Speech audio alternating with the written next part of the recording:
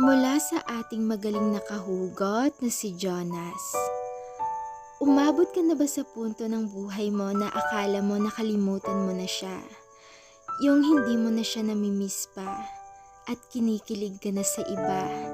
Pero kapag nakita mo siya, bumabalik lahat ng alaala niyong dalawa. Yung masaya pa kayo nung kayo pa at dun mo napagtanto na siya pa rin pala talaga.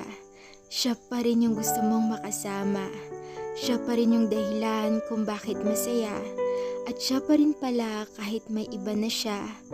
Pero bago mo maisipang bumalik sa kanya at bago mo maisipang siya pa, isipin mo muna yung taong nandyan nung iniwan ka niya. Isipin mo yung mararamdaman niya sa tuwing namimiss mo yung taong wala na. Matuto ka. Matuto kang magpahalaga dahil hindi habang buhay sa'yo ay magpapakatanga. Maaring hindi niya sinasabing nasasaktan na siya dahil hindi mo pa rin maiwasang mahalin pa ang taong parte ng nakaraan na. Kaya eto ay isang paalala. Kapag alam mong siya pa, huwag ka munang maghanap ng iba. Hayaan mo munang mawala yung pagmamahal mo sa kanya bago ka mag-umpisa para sa tamang tao na